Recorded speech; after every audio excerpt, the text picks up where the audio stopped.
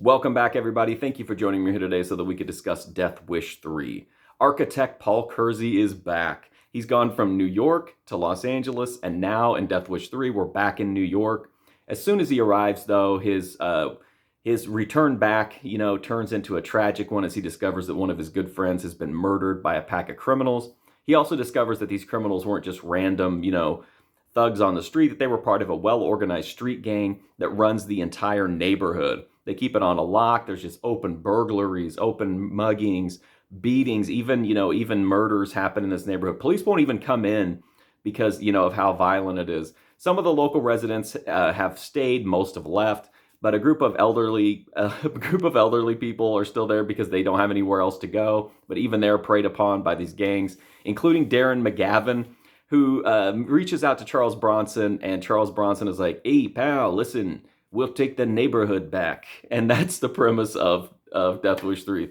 Look, Death Wish 3 is amazing. I think this is like the craziest, one of the most craziest over-the-top canon movies, and that's really saying something. It's my favorite movie in the series. I still think Death Wish 1 is like the best movie, technically, but Death Wish 3 is just so bananas.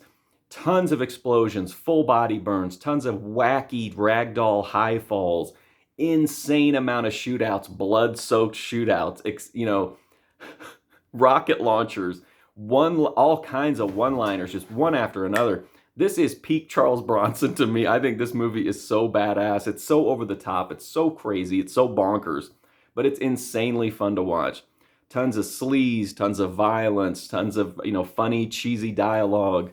I just think this movie is immensely fun to watch. The set pieces are crazy. They basically demolish an entire city neighborhood for this movie. And I mean, it's amazing. This movie is it's so good.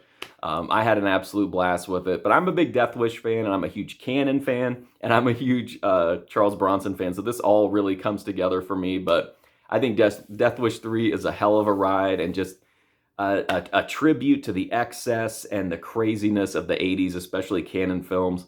And I highly recommend it. So that's my review of Death Wish 3. If you want to check out more of my reviews, you can go right here on YouTube. I've got a movie review playlist with over 1,000 movie reviews ready to go. But until then, thank you for watching this one. I do greatly appreciate it. Hopefully I'll see you soon.